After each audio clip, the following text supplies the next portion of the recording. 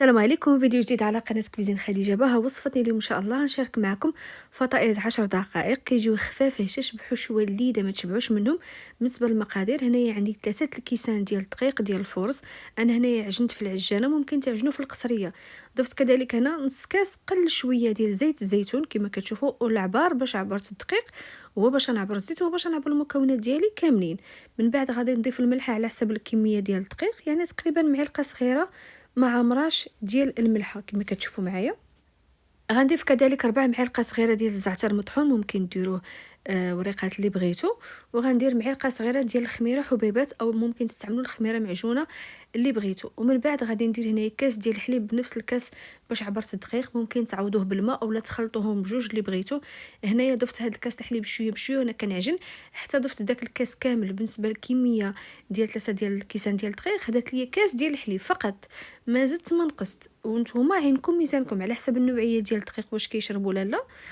وهذا الشيء اللي غنقدر نقول لكم، يعني ضيفوا شويه بشويه حتى تحصلوا على القوام اللي هو هذا كما كتشوفوا معايا. العجينه راه ماشي قاصحه، العجينه راه مرخوفه كما كتشوفوا وما كتلصقش في الايد، يعني كتعطيك الطوع. حطيتها في هذا الاناء هذا وغنغطيها بالبلاستيك الغذائي واحد المنديل، وغندوزو نحضروا مع بعض الحشوه بما ارتاحت لينا شويه هاد العجين هذه. بالنسبه للحشوه اللي كتجي رائعه بزاف ولذيذه، خديت هنايا مقيله، ضفتيها بصله وحده وشويه ديال الفلفله حمراء وشويه ديال الفلفله خضراء. الكميه ديال الحشوه على حسب الكميه ديال العجين. انا هاد الكميه ديال الحشوه اللي درت غتكفيني بالنسبه لهاد الكميه ديال العجين كما تشوفوا معايا. وبالنسبه للعطريه درت غير الملحه والبزار والزعتر بودر، ودرت شويه ديال الثومه غبره. والله العظيم الا كان كيسحب لي كنصور ولقيت المكونات ما تصوروش معايا، ولكن كما قلت لكم البصله والفلفله حمراء وخضراء غير شويه، والعطريه عندك الملحه والبزار والزعتر مطحون وشويه ديال الثومه بودر فقط. هادشي اللي ضفت. من بعد ما تشحرت ليا مزيان البصله مع الفلافل، ضفت عليهم الشامبينيو طري اولا الفطر الطري. من بعد ما كيدخلوا الطياب كنقطعوها هكا غير بهذا العود خشبي اولا ملعقه خشبيه. كانت عندي كميه ديال الفطر المعلب نقيتها وحطيتها في المجمد. ملي كنديرها طيب راه كتبقى على اللون ديالها وكيكون رائع بزاف، احسن بكثير من الفطر المعلب. الا ما عندكمش الفطر الطري ممكن تستغناو عليه. كنخليو الحشوه ديالنا حتى كطيب على نار مهيله، راه ما كنضيفوا لها لا ماء لا حتى شي حاجه. من بعد ما كطيب كندوزو مباشره للعجين ديالنا اللي خليناها ارتاحت شويه، تنقطعوها كريات اللي كيكونوا صغيرين اولا الكميه ديال الفطائر اللي بغيتو تخرجوا. انا هنايا درت 8 الحبات تقريبا، كيكون فيهم ما بين 70 و 71 غرام. كتشوفوا العجين كيفاش كتكون، العجين ديالها راه مرخوفه وكتجي رائعه بزاف وملسه وتعطيك الطوع ورائعه بزاف وكيجيو خفاف وهشاشين بزاف. كنقادهم بحال هكا مباشره، كنحطهم في طاوه ديال الفران اللي فرشت لها ورق الطبخ، وممكن ندهنوا غير الطاوه بشويه ديال الزيت.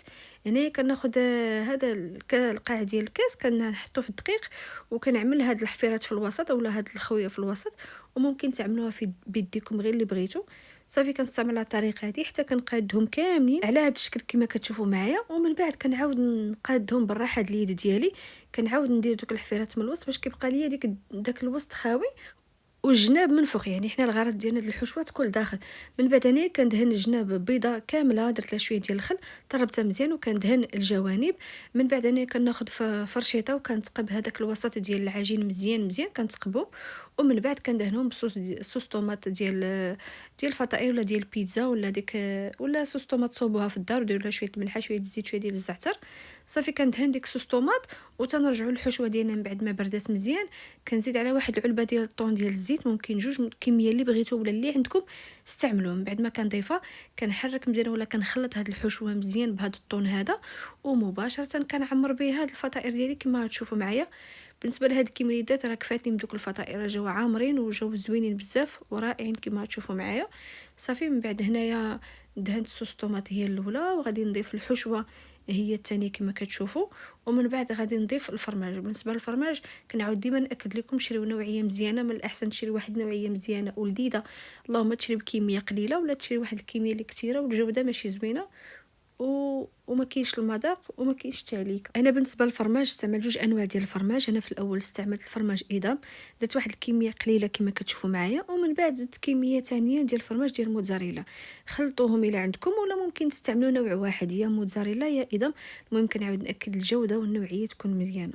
صافي هنايا من بعد ما نعمرهم كاملين بالفرماج من الفوق، غادي نرش جناب بشويه ديال البافو، ممكن ديروا زنجلان وممكن تخليوهم بلاش اللي بغيتو. هنا راه ما كنزيدوش نخليوهم يخمروا نهائيا، دخلتهم على فران اللي كيكون مسخن على 250 درجه. كتدخلوهم على فران اللي كيكون سخون مزيان باش كيدخلوا كيتنفخوا وكيطيبوا مزيان وما كيتعطلوش ودغيا كيتحمروا وتيعطيونا داك اللون ذهبي وكيجيو خفاف وهشاشين ولذاذ ما تشبعوش منهم. جربوهم، انا متاكده غادي يعجبوكم. هذا هو الشكل ديالهم بعد ما خرجوا مباشره كيخرجوا من الفران. قدمتهم معكم وهما باقيين سخانين، غير نخليهم حتى يدفاو شويه ونقطع لكم وحده باش تشوفوا كيفاش كيجيو. كتجي هاد العجينه راه خفيفه وسهله دغيا كتوجد، والحشوه لذيذه بزاف. بالنسبه للوصفه ولا التصويره ما عطيهاش حقها، راه جات اكثر من رائعه، هكا احسن من التصوير. بعض الوصفات كيكون فيهم بحال هذا الشكل هذا، يعني التصوير ما كيعطيوش حقهم بزاف. ولكن شوفوا على ضمانتي ما يمكنش نشارك معكم شي وصفه اللي ماشي زوينه بزاف وماشي لذيذه وسهله. جربوهم، انا متاكده غيعجبوكم. وما تنساوش تشاركوا الفيديو او الوصفه مع الاصدقاء والحباب ديالكم. خليوا لي لايك وتعليق تحت الفيديو اللي كيحفزني نعطيكم دائما وصفات رائعه وسهله في المتناول. الى اللقاء فيديو جديد ووصفه جديده ان شاء الله، والسلام عليكم.